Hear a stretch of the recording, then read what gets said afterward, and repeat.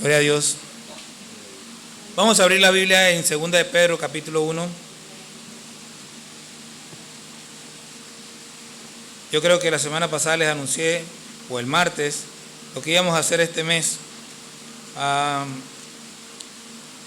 Por años, el mundo ha celebrado a final de este mes una fiesta pagana, una fiesta totalmente desagradable a Dios, pero el día que ellos escogieron para eso es un día que debiera ser un día muy importante para nosotros. Segunda de Pedro capítulo 1, vamos a leer desde el versículo 16. Segunda de Pedro, segunda epístola del apóstol Pedro, del capítulo 1, versículos 16 en adelante. Dice así la palabra del Señor. Una cosa, vamos a leer todos juntos, pero vamos a leerlo pausadamente, sin apuro, sin carrera. Aquí podemos salir a las 6 de la tarde sin problema, así que yo creo que nadie tenga apuro. ¿Alguna tiene una fiesta? Yo tengo una fiesta, pero no puedo. Me la puedo saltar, no hay problema. Vamos a leer con calma, tratando de entender lo que dice la palabra del Señor. No debemos leerla a la carrera porque nos perdemos muchas cosas. Dice así, lean conmigo por favor. Porque no os hemos dado a conocer el poder y la venida de nuestro Señor Jesucristo, siguiendo las fábulas artificiosas, sino como habiendo visto con nuestros propios ojos su majestad. Pues cuando Él recibió de Dios Padre honra y gloria, le fue enviada desde la magnífica gloria una voz que decía: este es mi Hijo amado, en el cual tengo complacencia. Y nosotros oímos esta voz enviada del cielo, cuando estábamos con Él en el Monte Santo. Tenemos también la palabra profética más segura, a la cual hacéis bien en estar atentos como una antorcha que alumbra en lugar oscuro, hasta que el día esclarezca y el lucero de la mañana salga en vuestros corazones. Entendiendo primero esto, que ninguna profecía de la Escritura es de interpretación privada, porque nunca la profecía fue traída por voluntad humana, sino que los santos hombres de Dios hablaron siendo inspirados. Gloria a Dios. Pueden sentarse. Este año, el 31 de octubre de este año, se cumplen 504 años de que Martín Lutero clavó las 95 tesis en la puerta de la iglesia de Wittenberg.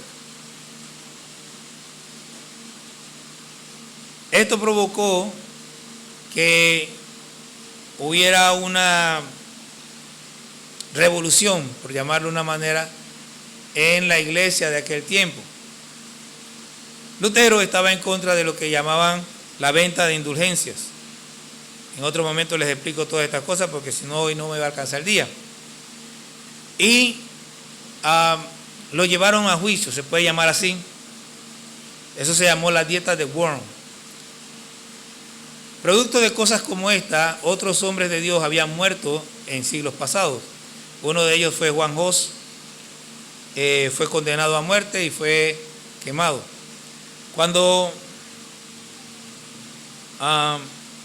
el nuncio, el enviado del Papa, exigió a Lutero que se retractase de lo que estaba puesto, de lo que había dicho y escrito, Lutero dijo lo siguiente: si no me refutáis, o si no me lo refutan por el testimonio de las Escrituras o por argumentos, pues no creo ni en los papas ni en los concilios, siendo evidente que muchas veces ya se engañaron y se contradijeron a sí mismos. Quiero que entiendan esto. Está hablando de los concilios de la Iglesia Católica y de los papas. Ellos mismos se contradicen, y si ustedes realmente estudian, si estudiáramos eso, nos daremos cuenta cuántas veces se han contradecido.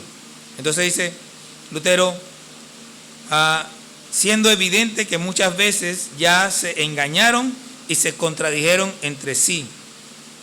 Mi conciencia tiene que acatar la palabra de Dios. No puedo retractarme, ni me retractaré de nada, puesto que no es justo ni seguro actuar contra la conciencia. Dios me ayude. Amén. Debido a esta situación, nosotros hoy estamos aquí. Dicen que quien olvida la historia está condenado a repetirla. Nosotros hemos ignorado la historia por mucho tiempo y no nos damos cuenta de lo dañino que es eso. No debemos de ninguna manera vivir en el pasado, añorar antiguas victorias o llorar por viejas derrotas.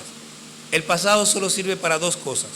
Uno, para aprender de él con la idea de mejorar siempre. Y dos, para dejarlo en el pasado y mirar hacia el futuro, de modo que Dios pueda seguir haciendo cosas maravillosas y nuevas en nuestras vidas. Allá en Isaías dice, no mires al pasado ni a las cosas antiguas. Yo hago cosas nuevas, dice Dios. Una de las cosas que no debemos olvidar es de dónde venimos, porque eso es parte de nuestra identidad. En ese sentido debemos saber lo que ya les acabo de decir, que si no fuera por la reforma protestante que inició Martín Lutero al clavar esas 95 tesis el 31 de octubre de 1517 en la iglesia de Wittenberg, nosotros hoy estaríamos adorando imágenes, cargando muñecos, caminando detrás de ellos y rezando a los muertos de cara a una imagen. La razón por la que no estamos haciendo eso es porque Lutero hizo esto en aquel momento. Este movimiento sentó las bases para nosotros hoy, para que nosotros hoy estemos caminando en la verdad y seamos verdaderamente salvos por la fe en nuestro Señor Jesucristo. Por eso he decidido este año tomar el mes de octubre y hablar de lo que se ha denominado como las 5 solas. ¿Alguien aquí sabe lo que son las 5 solas? Las 5 solas resumen la creencia o la enseñanza de los reformadores que vinieron desde Lutero hacia acá y que estaban en oposición a las enseñanzas de la Iglesia Católica. No voy a hablar del contraste entre una y otra, solamente voy a hablar de lo que es correcto, de la enseñanza correcta, y quizás ustedes puedan notar la diferencia después. Pero para los que están anotando, las 5 solas son: sola Escritura, y de esa hablaremos hoy, solo la Escritura. La segunda es solo por fe. La tercera es solo por gracia. La cuarta es solo Cristo. Y la quinta, solo a Dios la gloria. Déjenme repetirlo porque vi que algunos empezaron a escribir tarde. La primera es solo la Escritura o solo por las Escrituras. La segunda es solo por la fe. La tercera es solo por gracia. La cuarta es solo Cristo. Y la quinta es solo a Dios la gloria. Vamos a comenzar hoy hablando de solo las Escrituras. Y básicamente la esencia de solo las Escrituras es que la Escritura es la única norma de fe y conducta en la vida del cristiano. ¿Ok? La única norma de fe y conducta en la vida del cristiano. Nosotros no tenemos libros adicionales. De eso les voy a hablar dentro de un rato. Pero todo lo que encontramos en el Antiguo Testamento fue inspirado por el Espíritu Santo. El canon del Antiguo Testamento, voy a hablarle de cómo lo ven los judíos, cómo lo hacen los judíos, porque nosotros dividimos el Antiguo Testamento en 5 partes, pero los judíos solamente tienen 3. Y me parece muy lógica, inclusive hasta un poco más lógica, aunque nuestra división es correcta, está bien, es buena para aprender, es una buena guía. Los judíos solamente lo dividen en 3 partes. Eso lo llaman el Tanakh. Cuando ustedes oyen hablar de Tanakh, están hablando de la Biblia hebrea, el Antiguo Testamento. El Tanakh es la abreviatura de Torah, Nevim y Ketuvim. Después le digo cómo se escribe eso. Pero es Torah, ustedes escríbanlo como pueda, Nevim y Ketuvim. Torah es la ley, Nevim los profetas y Ketuvim es las escrituras. Se refiere la última parte a lo que son los salmos, Job, proverbios, etcétera, etcétera. El Nevim se refiere a todo lo que es historia desde Josué hasta Malaquías, y la Torá son los 5 libros de Moisés. Básicamente eso es la Escritura. Todo eso fue inspirado por Dios. Cuando nosotros leímos hace un rato, acabamos de leer en segunda de Pedro, quizás usted no se dio cuenta, pero desde el versículo 19 Pedro nos está hablando de esto. Pedro dice, tenemos también la palabra profética más segura. Cuando habla de profética, no se refiere, no está hablando del Antiguo, no está hablando del Nuevo Testamento, está hablando solamente del Antiguo Testamento. ¿Y por qué? Porque los profetas del Antiguo Testamento escribieron lo que tenemos en el Antiguo Testamento, a la cual hacéis bien en estar atentos. Dice, es bueno que estemos atentos a lo que se escribió en el Antiguo Testamento como una antorcha que alumbra el lugar oscuro. ¿Cuál es el lugar oscuro? Nuestra mente y nuestro corazón. Hasta que el día esclarezca y el lucero de la mañana salga en vuestros corazones, hasta que tengamos un encuentro con Cristo, hasta que tengamos una relación con Cristo, hasta que nosotros realmente entendamos y comprendamos y vivamos en la presencia del Señor. Entendiendo primero esto, que ninguna profecía de las Escrituras es de interpretación privada. No hay tal cosa como que la interpretación del Papa es y punto. No, la interpretación, el único que tiene la interpretación correcta de la Escritura es el Espíritu Santo. Es por eso que en lo que leímos hace un rato, decía Martín Lutero, es evidente que muchas veces se contradicen. ¿Quién? Los papas. Él lo dice ahí claro. Entonces, no es la interpretación de ellos. Si nosotros no tenemos una relación con el Espíritu Santo, nunca vamos a entender las Escrituras. No es por escuchar lo que el pastor, después de estudiar 1 hora, 2 horas, 2 días, 3 días, 4 días, no importa, no es lo que el pastor diga. Si usted no tiene una relación, una de las cosas que yo creo que ya les he dicho anteriormente y que aprendí aquí en Willem, es que ustedes no escuchan lo que yo digo. O vamos a decirlo de otra manera, ustedes no escuchan lo que yo creo que estoy diciendo. Ustedes escuchan lo que ustedes escuchan. Por eso es que la otra vez le decía que Dios no es responsable de lo que usted cree. Él es responsable de lo que Él dice. Por eso nosotros debemos ser diligentes a estudiar la palabra de Dios. Yo no soy responsable de lo que usted escucha. Yo soy responsable de lo que yo estoy diciendo. Ahora, ¿qué pasa? A veces, muy constantemente pasa, la gente debe aprender a escuchar de la misma manera en que se estudia la Biblia. ¿Cómo se estudia la Biblia? En contexto. Muchas veces yo estoy hablando de algo y la gente se desconecta de lo que yo vengo diciendo y escuchan una cosa y dice, pero usted dijo, sí, pero no escuchaste todo lo que dije antes. Lo que tú oíste, si se desconecta de todo lo demás que yo dije, significa una cosa totalmente distinta. Tenemos que aprender a mantenernos conectados con lo que se viene diciendo para no perder el contexto y no salirnos de la interpretación correcta. Lo mismo ocurre con la palabra. Ayer tuvimos un ejemplo, cuando estábamos estudiando y que yo les dije después, si no leen el capítulo 2, ¿se acuerdan los que estuvieron aquí? Si leen el capítulo 2, ustedes van a entender mejor lo que dice el capítulo 3. Pero como no habían leído el capítulo 2, habían cosas que se habían escapado. Entonces, hay que aprender no solamente a leer la Biblia, sino a escuchar en contexto. Si alguien me está hablando, yo debo tratar de mantener la conexión entre lo que dijo al principio y todo lo que viene diciendo. Hay veces que nosotros, yo por ejemplo, estoy en un culto y yo salgo y digo, ¿pero qué dijo? Porque hay gente que se para a hablar y dice de aquí, dice de allá y habla para aquí y habla para allá, pero no logra conectar una cosa con la otra. Entonces, nosotros tenemos aquí, por ejemplo, la palabra profética más segura.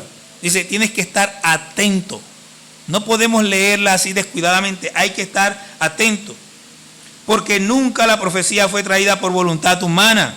O sea, no fue que a mí se me ocurrió, yo estaba soñando, o Isaías de repente se le ocurrió, hoy es bueno que yo le escriba a Israel y les diga que un hombre va a venir y va a sufrir y le van a arrancar la barba. No, él no estaba teniendo un sueño, una pesadilla, ni tuvo la idea de escribirlo. El Espíritu Santo lo movió a escribir lo que tenía que escribir.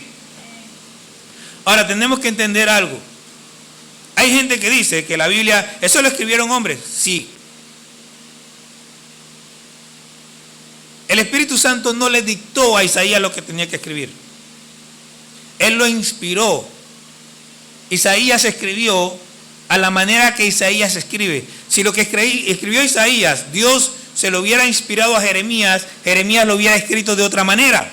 Porque no fue que le dictó, lo inspiró para que escribiera. Y él en su estilo, en su manera, escribió lo que tenía que escribir.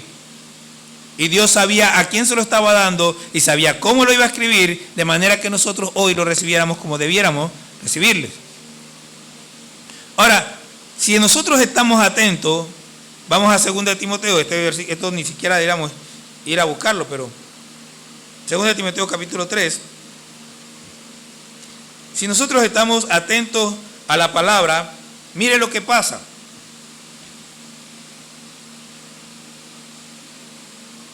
Vamos a leer desde el versículo 15, básicamente por la segunda parte. Y que desde la niñez has sabido las sagradas escrituras, las cuales te pueden hacer sabio para la salvación por la fe en Cristo Jesús. Miren lo primero, si nosotros estamos atentos a las escrituras, si nosotros las estudiamos con atención, dice, te pueden hacer salvo. Ahora, miren lo que está diciendo, te pueden hacer salvo para salvación. ¿Timoteo era salvo o no era salvo? ¿Ok? ¿Para la salvación de quién? De los que me oyen. Toda la escritura es inspirada por Dios. Lo mismo que dijo Pedro allá, ahora lo está diciendo Pablo. Y útil para enseñar. ¿A quién? En este caso, para enseñarle yo a ustedes. Es útil para redarguir. ¿Qué es redarguir? Bueno,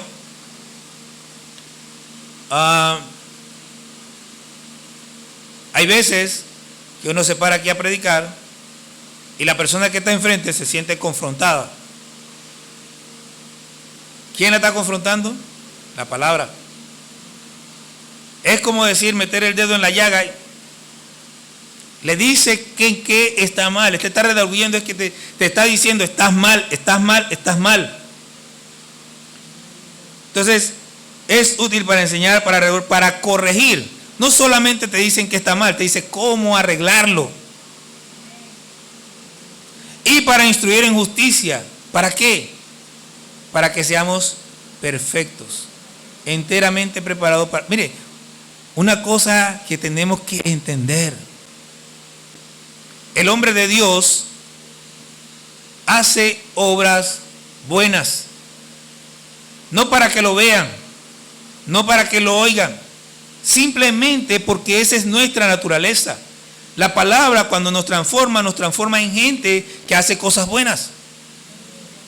Ahora, no se engañe pensando que hacer cosas buenas es solamente darle un plato de comida al otro. No sé, mire. Allá en Juan capítulo 13, Jesús se levanta de la mesa, se ciñe y le lava los pies a los discípulos. Le lava, y después se sienta y le dice a ellos, ustedes me llaman Señor y Maestro y hacen bien porque lo soy. Pero si yo, el Señor y Maestro, le he lavado los pies, ustedes deben hacer lo mismo con nosotros. Ahora, cuando usted lee eso sin la dirección del Espíritu Santo, usted piensa que el Señor nos está mandando a lavar los pies. Por ahí hay un poco de gente lavando pies de gente de manera inútil, sin ninguna razón. Y yo no digo que Dios no puede mover a alguien a lavar los pies. Pero ¿qué pasa? Hay que entender por qué Jesús le lava los pies a los discípulos. Habían dos razones, en realidad tres. La primera razón es cultural. Cuando nosotros no teníamos la calle ni el estacionamiento, sobre todo las semanas pasadas, si nosotros veníamos aquí, cuando todavía no había entrado al piso, y entrábamos caminando por ahí, ¿qué pasaba con nuestros zapatos? Ahora imagínese que usted venga en cutarra. ¿Qué le pasa a sus pies? Bueno, eso era lo que pasaba ahí. Ellos caminaban en caminos polvorientos y cuando tú llegabas a algún lugar te ofrecían agua para lavarte los pies que estaban polvorientos. En el caso de nosotros eso no es necesario. Esa era la primera razón. La segunda razón, cuando usted vaya y lee en Mateo y lee en Marcos, va a encontrar que poco tiempo atrás, los discípulos habían estado discutiendo ¿Quién es el mayor? No, que yo soy el mayor y yo soy... Y Pedro y Juan llegaron con su mamito, con su mamacita muy lindo, y la mamá dice, Señor, que mis hijos se sienten uno a tu derecha. ¿Por qué? Porque tenían el pensamiento mundano de quién va a ser el más grande. Tenían en su mente el pensamiento del ser humano, que quiero ser más, que quiero ser menos. Y Jesús, la segunda razón es que se lo quita para darles ejemplo. Y le dice, el mayor es el que sirve.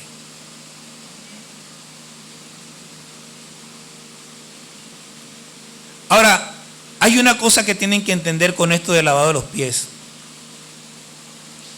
Jesús, ¿por qué no lavó los pies un año antes, 6 meses antes? Porque el servicio de Jesús no era lavar los pies.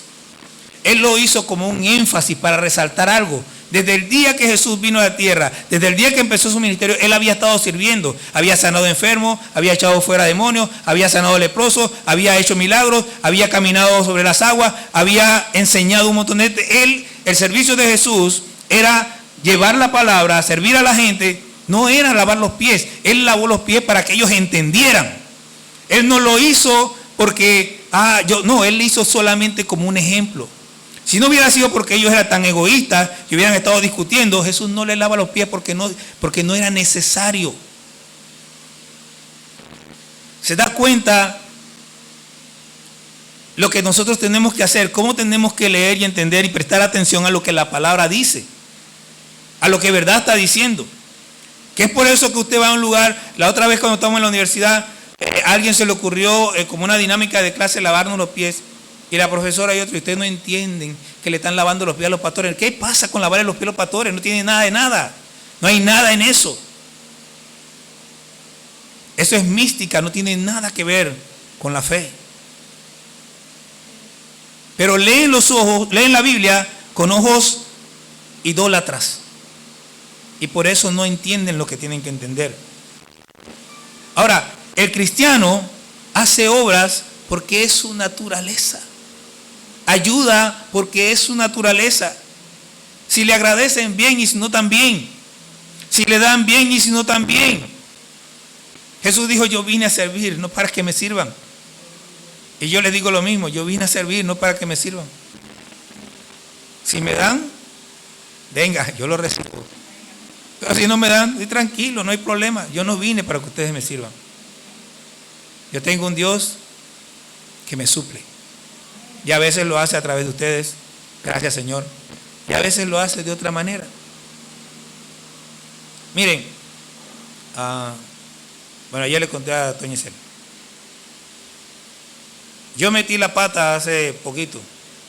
Tenía que entregar una computadora y me equivoqué 3 veces en una pieza que compré. 3 veces, ni siquiera 2, 3 veces. Y eso me costó un montón de dinero. Cuando por fin descubrí cuál era el problema, tenía que pagar $106 más y obviamente no los tenía. Así que empecé a decir, Señor, tú sabes que no lo tengo. Dios es tan tremendo. Si tú sabes que no lo tengo. El jueves, sí, me depositaron $50. Y yo dije, pues eso no me alcanza, son $106. El asunto es que el jueves en la noche me metí en internet y empecé a buscar. ¿Saben? La encontré en 46. Dios sabía cuánto necesitaba. Yo vivo confiando en Él. Y todos ustedes deben aprender a confiar en Él. Si ustedes confían en Él, se aseguro que Dios no les va a fallar. Además de lo que encontramos en el Antiguo Testamento, todo lo que encontramos en el Nuevo Testamento fue escrito por testigos presenciales, fue inspirado por Dios. Vamos a 2 de Pedro de nuevo. Quizás usted no se dio cuenta, pero versículos 16 al 18, el capítulo 1 dice así: porque no os hemos dado a conocer el poder y la venida de nuestro Señor Jesucristo siguiendo fábulas artificiosas. O sea, no fue un cuento que yo escuché por ahí, sino como habiendo visto con nuestros propios ojos su majestad.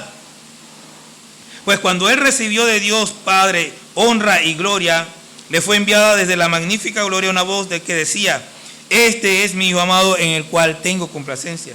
Y nosotros, Pedro, Juan y Jacobo, oímos esta voz enviada del cielo cuando estábamos con él en el monte santo. El Nuevo Testamento lo podemos dividir también en tres partes.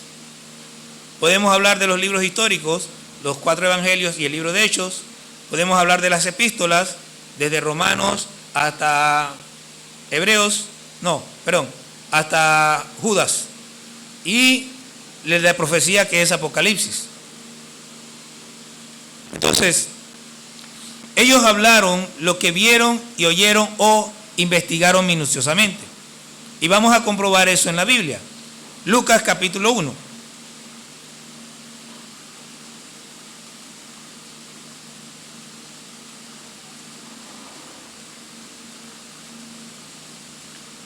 Lucas capítulo 1, versículo 1 al 4.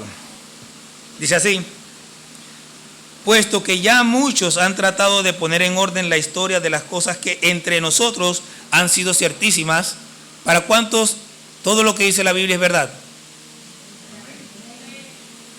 Tal como nos lo enseñaron los que desde el principio lo vieron con sus ojos y fueron ministros de la palabra. Mire, no nos lo contó cualquiera, el que me lo contó lo vio, es testigo presencial. Me ha parecido también a mí, después de haber investigado con diligencia todas las cosas desde su origen, escribírtelas por orden, oh excelentísimo Teófilo, para que conozcas bien la verdad de las cosas en las cuales has sido instruido. Ahora, la otra vez leía de unos ciertos hallazgos. Ustedes saben, Lucas en su escrito menciona a ciertos personajes. Ahora, los arqueólogos han encontrado ciertas cosas y a veces el ser humano es tan arrogante que piensan que porque no han encontrado algo, lo que la Biblia dice no es cierto porque ellos no encontraron nada. Pero es que tú no lo sabes todo. Cuando tú encuentres todo, entonces tú puedes decir: lo encontré todo y ahí no estaba. Pero se ha comprobado que las fechas, los nombres y todo lo que Lucas escribió es más exacto que lo de cualquier otro historiador que se mencione. Lucas era meticuloso, él estudió, y cuando usted lee el Evangelio de Lucas, usted puede estar segura de que las cosas ocurrieron en el orden en que él las escribió. Él las escribió en orden, la agarró, estudió, investigó, preguntó acá, fue a hablar con María, con Juan, con Pedro, con Pablo, le preguntó a cada uno, habló con Mateo, habló con Marco, habló con todo el que encontró. Fue indagando y preguntó a la gente: ¿y cuándo ocurrió esto? ¿Y cuándo? Esto ocurrió, y lo colocó en el lugar que correspondía. El libro de Hechos también fue escrito por Lucas y fue escrito de la misma manera, en detalle. Ya leímos 2 de Pedro 16 al 18, 1 de Juan 1, del 1 al 4.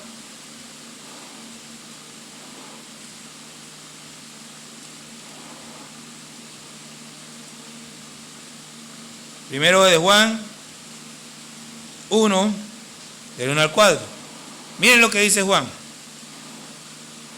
lo que era desde el principio, lo que hemos oído, lo que hemos visto con nuestros ojos, lo que hemos contemplado y palparon nuestras manos tocante al verbo de vida. O sea, él agarra, lo único que le faltó decir es lo que hemos masticado, lo que hemos visto, lo que hemos oído, lo que hemos palpado. Le faltó decir lo que olimos y lo que comimos. O sea, eso es lo único que le faltó a él. Pero 3 de los 5 sentidos utiliza Juan aquí. Porque la vida fue manifestada y la hemos visto.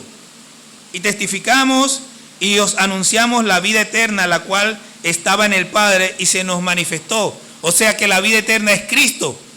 Cristo estaba en el Padre y se nos manifestó la vida eterna. El mismo Cristo, la vida misma se manifestó. Lo que hemos visto y oído, eso os anunciamos, para que también vosotros tengáis comunión con nosotros, y nuestra comunión verdaderamente es con el Padre y con su Hijo Jesucristo. Estas cosas os escribimos para que vuestro gozo sea cumplido. Miren qué belleza. O sea, por eso es que le decía hace un rato, lea con calma. Aunque yo he leído bastante rápido, pero Pero mire esto. Mire lo que Juan nos está mostrando aquí. Lo que hemos visto, versículo 3, y oído, eso os anunciamos, para que también vosotros tengáis comunión con nosotros. Si nosotros creemos a lo que ellos nos anuncian, vamos a ir teniendo comunión con ellos. Pero al tener comunión con ellos, dice, y nuestra comunión verdaderamente es con el Padre y con el Hijo. Al tener comunión con los que escribieron estas cosas, tenemos comunión con el Padre y con el Hijo. Es lo que Jesús oraba ya en Juan capítulo 17, cuando dice, Padre, que ellos sean uno como tú, oh Padre, y yo somos uno, que ellos sean uno en nosotros. Usted es uno con Dios cuando le cree a Jesucristo, cuando cree a su palabra, cuando tiene comunión con Él, por medio de conocer, de creer, de entender, de saber su palabra. Es importantísimo que dejemos de estar dándole vuelta y que nos metamos en serio. Que lo leamos con calma, que pasemos tiempo, que pregunte, si no sabe, pregunte. Hay cosas que no son fáciles de entender.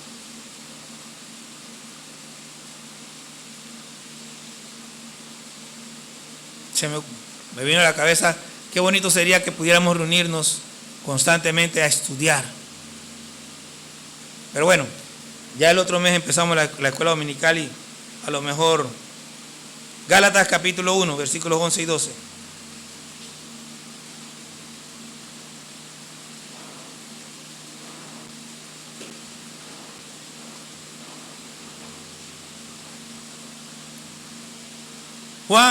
Pablo no estuvo con los 12 cuando caminaron con Jesús. Pero mire lo que dice Pablo. Mas os hago saber, hermanos, que el evangelio anunciado por mí no es según hombre. Pues yo ni lo recibí, ni lo aprendí de hombre alguno, sino por revelación de Jesucristo. O sea, las fuentes que nos traen a nosotros lo que está escrito en la Biblia son fuentes primarias y secundarias cuando mucho, que estuvieron allí. Es seguro que usted estudie la Biblia y crea a la Biblia. Es importante que lo haga. La fe y la conducta de nosotros debe estar regida por lo que la Biblia enseña, no por nada más. Una de las características de las sectas, y por eso que yo digo que el catolicismo es una secta, es que tienen otros libros que son tan importantes y algunas veces más importantes que la Biblia. Me quedé pendiente porque iba a hacer una investigación y no tuve tiempo de hacerla. Pero por ejemplo, los católicos tienen el catecismo. Con el catecismo es que instruyen a los muchachos, no los instruyen con la Biblia, supuestamente inspirado en la Biblia, lo incluyen con el catecismo.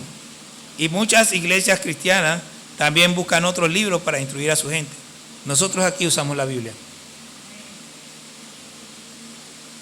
Los adventistas tienen los libros de Elena G. de White, la profetisa de ellos. Y ustedes van a ver que en casi todos los estudios y textos que tienen los adventistas, ellos van a decir, como decía la profeta, porque esos libros para ellos son muy importantes, son libros de revelación y están casi al nivel de la Biblia. Tengo que decir que los adventistas estudian bastante bien la Biblia, pero tienen estos libros al nivel de la Biblia y eso no puede ser. Los testigos de Jehová tienen el centinela, el atalaya y tienen la constitución de los adventistas que están y tienen otros escritos con los cuales ellos comparan. Nosotros no comparamos la Biblia con nada. O aprendemos a estudiar la Biblia o no estamos haciendo nada. O nos conectamos con el Espíritu Santo o estamos perdidos. Tenemos que aprender a ir a la fuente. ¿Cuál es la fuente? La Biblia. Además, la Biblia de ellos está adulterada. La Biblia de ellos tiene pasajes que están cambiados. Por ejemplo, el más clásico es Juan 1:1. En el principio era el verbo y el verbo era con Dios y el verbo era Dios. Eso dice Juan 1:1. Eso dicen los originales. Pero como ellos no creen que Jesucristo es Dios, lo cambiaron y ponen, en el principio era el verbo y el verbo era con Dios y el verbo era un Dios. Tratando de bajar la categoría de Cristo, pero Cristo es Dios. No importa lo que ellos hagan. Y al final ni siquiera se dan cuenta, porque ellos tienen Hebreos capítulo 7, donde dice, sin padre, sin madre, dice que Melquisedec era hecho semejante al Hijo del Hombre. ¿Quién es el Hijo del Hombre? Ok, entonces la Biblia de ellos dice, en ese mismo pasaje, que Melquisedec es hecho a semejanza del Hijo del Hombre, sin padre, sin madre, sin genealogía, que no tiene principio de día ni fin de vida. O sea, eterno. No fue creado. Pero, bueno, así pasa con la gente que no tiene entendimiento. No hay otro libro o método autorizado para aprender acerca de la Biblia. Segunda de Timoteo 3:15, que ya lo leímos hace un momento, es la Biblia, el sistema, y ya leímos ahí que dice que puede hacernos sabios para salvación. No hay otro libro. No hay el conocimiento. Usted puede leer lo que quiera, busque el libro que quiera, déle el nombre que quiera. No hay ningún libro que pueda hacerle sabio para salvación. Solamente la palabra de Dios, solamente la Biblia. Los saduceos, Jesucristo le dice, ustedes erran, ignorando las escrituras y el poder de Dios. Para que entendamos, en el tiempo de Jesús, los saduceos eran los que ocupaban el lugar de sacerdocio. Caifás, Anás, Caifás eran saduceos. Ellos decían que no había resurrección. Ellos fueron los que le preguntaron a Jesús, Señor, vinieron con su hipocresía de que sabemos que no te cuidas de nadie, un poco de flores que le echaron, y Jesús de las flores le resbalaban. Entonces Jesús le dice, ¿qué te parece? Dice, Moisés nos mandó que cuando un hombre se casara con una mujer y el hombre muriere sin hijos, el hermano tendría que casarse y darle hijos. Hubieron 7 hermanos que se casaron con una mujer y se murió este y el otro, y al final se murieron los 7 y no hubo hijos. Al final, en la resurrección, ¿de quién será la mujer si los 7 la tuvieron? Entonces Jesús le dice ahí, Mateo 22:29, erráis ignorando las escrituras y el poder de Dios. A nosotros no nos puede pasar eso. No podemos ignorar lo que las escrituras dicen. Y yo me pongo a pensar, ¿cuánto tiene uno que meterse en la palabra para entender lo que Jesús dice ahí? Porque Él luego le dice a ellos, ¿y no habéis leído que la Biblia dice, cuando Moisés está en la zarza, yo soy el Dios de Abraham, el Dios de Isaac y el Dios de Jacob? Y le dice, Dios no es Dios de muertos, sino de vivos. Si Jesús no dice eso, yo no lo entiendo nunca. Yo nunca hubiera entendido en esa frase que estaba hablando de vivos.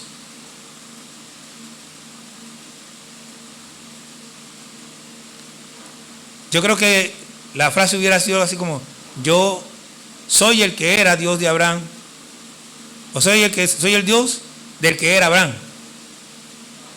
Pero dice, yo soy el Dios de Abraham, está vivo. Yo soy el Dios de Isaac, está vivo. Yo soy el Dios de Jacob, está vivo. Para Dios están vivos. La Biblia dice, duermen. Son las escrituras el único medio por el cual nosotros podemos conocer a Cristo. No solo su encarnación, sino también su divinidad. Juan capítulo 5:33, Jesús está discutiendo con los escribas y les dice, escudriñen las escrituras, porque a ustedes les parece que en ellas está la vida eterna, y ellas son las que dan testimonio de mí. ¿De qué estaba hablando? A ver, este para adelante y este para atrás. Así que si yo voy para adelante y digo así, corríjame. Hablaba del Antiguo Testamento. Porque el Nuevo Testamento no se había escrito. Las escrituras eran el Antiguo Testamento. Las escrituras, cuando Jesús no había nacido, cuando Jesús no existía, esas escrituras hablaban de Jesús cuando Él todavía no existía, entre comillas. Es por medio de las escrituras que nosotros sabemos que Jesús viene desde antes Sabemos que es Dios por lo que dice en el Antiguo Testamento y por lo que dice en el Nuevo Testamento. Pablo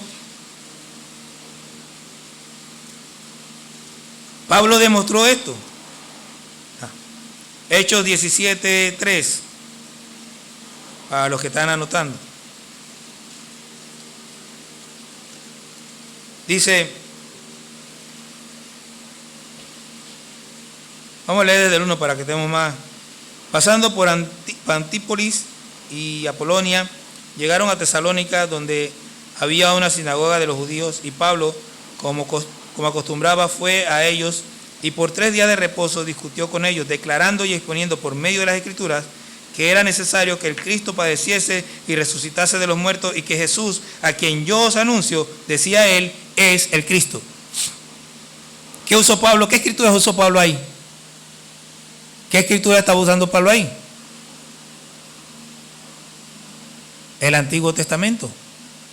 El Nuevo Testamento no existía.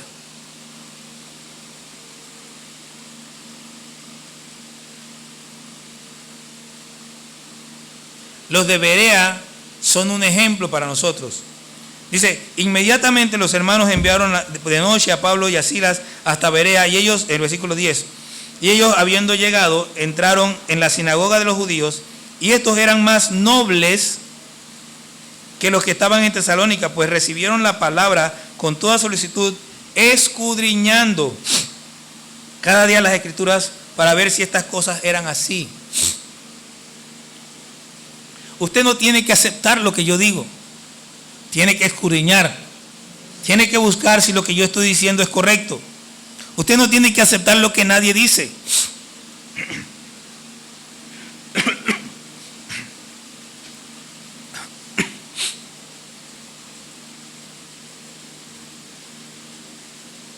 Tenemos que escudriñar, buscar, escarbar. Porque escudriñar es eso, es escarbar, es meterse, es profundizar. Diga.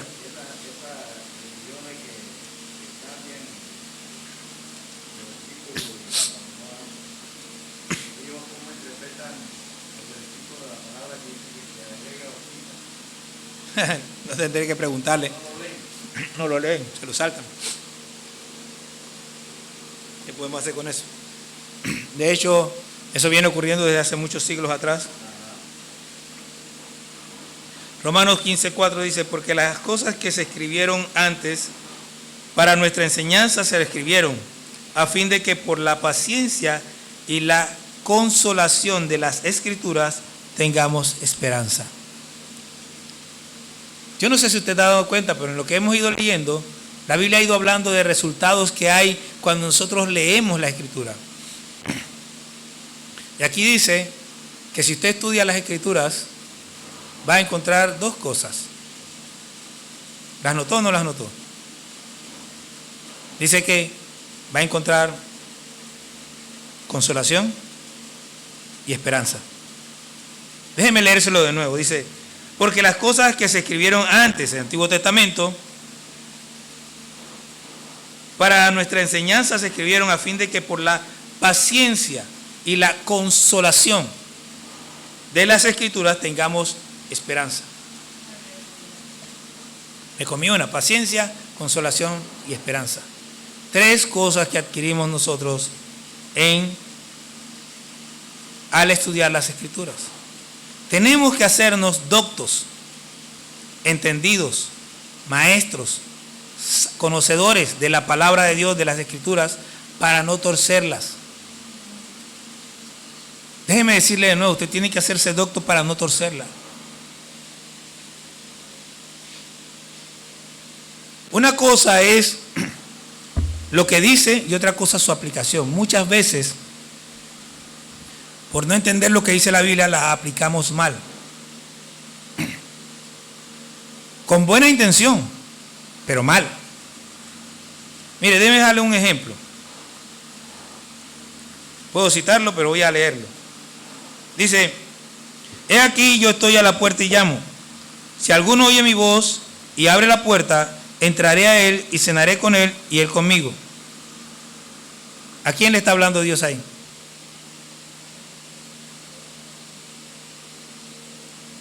Nosotros agarramos este texto y se lo aplicamos a los inconversos. Pero ¿sabe qué? Eso es para la iglesia. Está hablando de la iglesia tibia, esa iglesia que ni fu ni fa, ni corre, ni hace, ni deja hacer. Que están ahí, vienen y cantan un par de coritos y se van para su casa. Y le está diciendo, despierta. Despierta. Bueno, no voy a leerlo pero vaya a leerlo en Apocalipsis capítulo 3, versículos del 14 al 22, y allá vas a ver cómo Dios le dice que son ciegos, desventurados. Se parece mucho a la iglesia de este tiempo, a esas iglesias inmensas. Pero dice, ustedes son tibios y los voy a vomitar de mi boca. Tenemos que aprender a interpretar, a estudiar, a conocer la Biblia. En estos días entendí algo, la Biblia es clara, dicen muchos. Y sí, ¿ustedes saben en qué es clara la Biblia? Cuando hablamos de la salvación. Los pasajes de la salvación son claros. El que no lo entiende es porque no quiere. Pero hay mucho más que la salvación, hay vida en la Biblia. Y nosotros tenemos que aprender a vivir, y para poder vivir tenemos que estudiarla. Ahí es donde tenemos paciencia, consolación y esperanza, cuando nosotros entendemos lo que la Biblia dice. Paciencia, ¿por qué? Porque cuando usted entiende lo que la Biblia dice, usted sabe muy bien que la Biblia dice, no temas a los que matan el cuerpo y después no pueden hacer nada. Yo te voy a decir a quién debes tener, dice la Biblia. Aquel que después de matar el cuerpo puede destruir el cuerpo y el alma en el infierno. ¿Quién es ese? Dios, el único. Cuando usted entiende eso, a usted lo pueden amenazar, lo pueden quemar, lo pueden clavar, pueden hacer lo que sea, usted no se va a echar para atrás. Eso es paciencia, es perseverancia. La consolación, ¿por qué?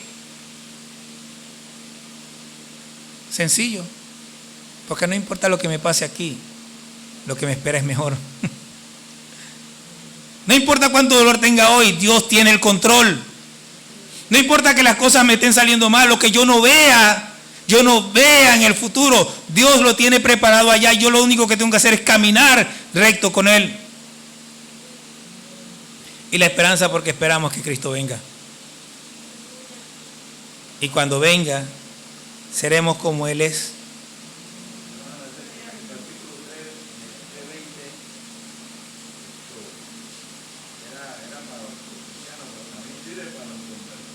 Sí, el asunto no es ese, es lo que yo les he explicado muchas veces. Cuando usted cita la Biblia, no importa que usted la aplique entre comillas correctamente. Si usted no está entendiendo lo que está diciendo, lo está aplicando mal. Está haciendo un mal uso de la Biblia. Yo puedo llegar a alguien y decirle, mira, Dios te está avisando, te está tocando la puerta ahora. Me mandó a mí para tocar tu corazón. Si tú no abres, es problema tuyo. Pero yo no puedo aplicar este texto como si Dios se lo estuviera diciendo a ellos, porque Dios no se lo está diciendo a ellos. Puedo utilizarlo como una analogía. Pero tengo que entenderlo primero para saber el alcance del texto y saber cómo usarlo. Y ese es el punto. Una diferencia fundamental entre las religiones pseudocristianas y las evangélicas de verdad es el valor que damos a la palabra de Dios. Para nosotros no hay nada más valioso que esto. Por lo menos para mí, espero que para usted también. Ellos pueden colocar otras cosas al mismo nivel de la Escritura, pero para nosotros la Biblia es la única regla de fe y conducta. Cualquiera que contradiga la Escritura está automáticamente descartado. A mí se me olvidó que estos que se congregan allá arriba también tienen a su autoridad máxima. Lo que ella dice está al nivel o por encima de las Escrituras, y eso no puede ser.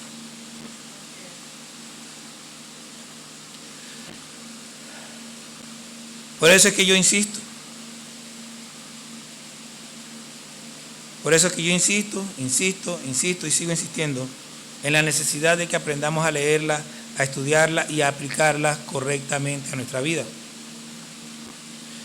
En la misma Biblia vemos el alto valor que Jesús y los apóstoles dan a las Escrituras, que en su momento solo contaban con el Antiguo Testamento, y son ellas las que nos hablan acerca de Jesús y por las que aprendemos acerca de nuestra salvación.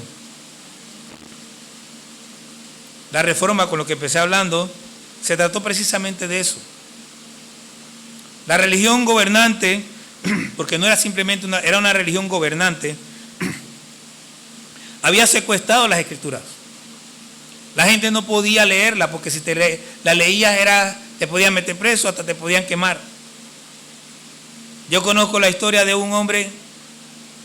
Hay un libro que se llama 50 años bajo la religión de Roma, algo así, escrita por un ex sacerdote llamado Carlos Chiniqui.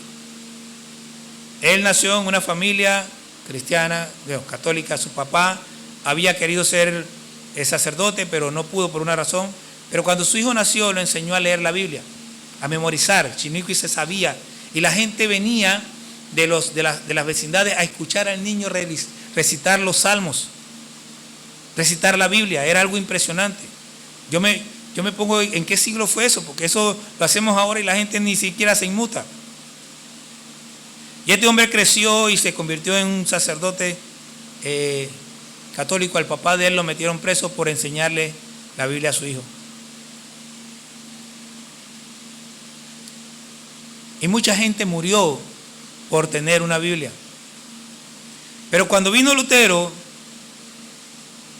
y clavó sus 95 tesis y ocurrió todo lo que por encima les he contado, una de las cosas que hizo Lutero después de esa dieta de Worm es que en 3 meses tradujo todo el Nuevo Testamento para que la gente lo pudiera leer. Y tuvo que estar escondido mucho tiempo para que no lo mataran. ¿Ah? Era sacerdote.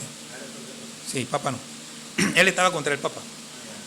En realidad él no quería ir contra el papa, pero al final el papa, si alguna vez quieren leer historia, quieren leer sobre León X, averigüen quién era León X. No.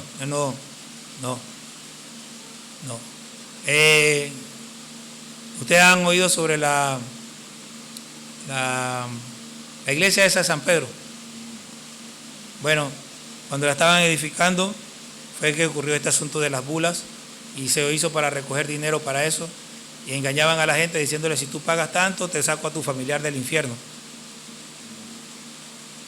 Y Lutero se enojó mucho por eso, y bueno, léanlo. No se lo voy a prestar porque Vanessa lo está leyendo, y además aquí no habla en detalle de eso. Eso tienen que leer en otro lado. Pero el punto aquí es: tenemos la Biblia. Usted la tiene, la puede leer.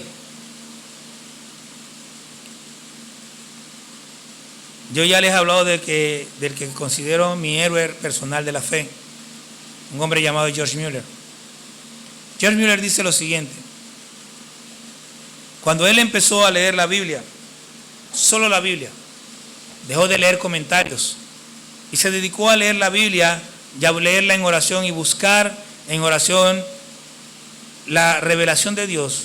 Aprendió muchísimo más de todo, y ya él era un doctor en teología, pero aprendió mucho más de lo que había podido aprender en todo el tiempo. Esto no es de que el pastor es el ungido, no. Usted puede saber más que yo si usted se mete con Dios.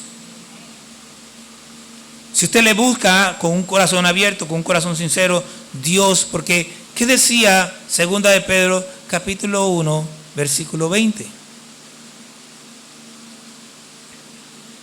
Que nunca la profecía fue traída por el hombre, sino que estos santos hombres hablaron siendo inspirados por el Espíritu Santo. Ahora, ¿quién es el mejor maestro? El que lo enseñó, el que lo inspiró. ¿Quién se sabe mejor una canción, el que la canta o el que la escribe? Bueno, a veces el que la escribe se le olvida las canciones. Pero Lo que sí no sabe el que la canta es qué inspiró al que la escribe. Él no sabe la experiencia del que escribió la canción. Aunque se la cuenten, no la vivió. Y el que conoce todo esto es el Espíritu Santo. Busquemos, oremos. Hermanos, no estoy jugando. Yo no le voy a decir si usted quiere, no. Yo conozco mi responsabilidad. Mi responsabilidad no es dejársela abierta. Yo los estoy llamando a orar a las 5 de la mañana. Y usted decide si mi llamado es un llamado inventado por mí o si Dios lo está haciendo. Si no se conecta, yo no tengo ningún problema. Pero la iglesia cuadrangular de Willes, Dios la está llamando a orar. Y si usted no ora, usted va a tener que responder delante de Dios. Acuérdese cuando va en el bus y ore ahí en su mente. Si está en su casa, deje la pereza y párese y ore. Déjeme decirle algo, por meses, ya nosotros hoy cumplimos 9 meses orando. Y por meses, en muchas ocasiones, demasiadas para mi gusto y también para mi vergüenza, me quedaba dormido, cansado. Así que tuve que hacer ajustes. Ya no solo no me quedo dormido,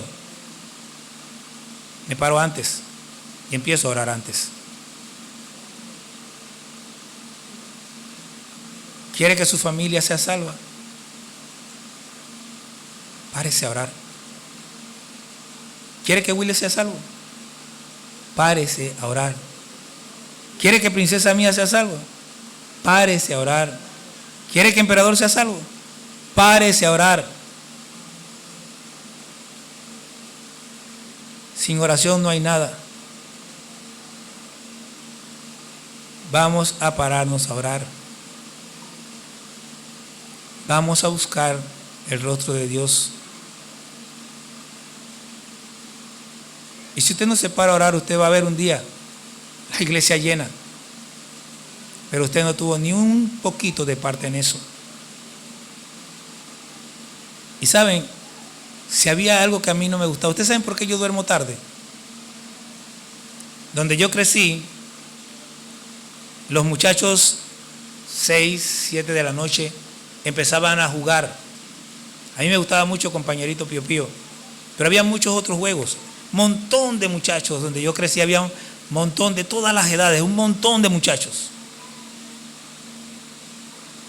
Y mi mamá nos encerraba a las 7. Y en la mañana me paraba a escuchar las historias y eso me marcó. Yo no me quería perder nada. Así que desde eso me quedó a mí en la cabeza y empecé a acostarme tarde por eso. No quería perderme nada. Y me quedó como una mala costumbre. Pero esa costumbre ya la dejé. Ahora lo que quiero es pararme temprano a buscar el rostro de Dios. Y yo no les estoy invitando, porque yo no creo que Dios te esté invitando. Yo no creo que Dios te esté dando alternativa. Dios te está diciendo, párate a orar. Hay mucho que hacer. Decía George Mueller se paraba temprano a orar todos los días. Y hubo una época que por mucho trabajo que tenía, había dejado de orar. Entonces de repente recuperó y empezó a orar 1 hora diaria y decía, yo produzco más en 5 horas habiendo orado una que en 5 horas sin haber orado ninguna.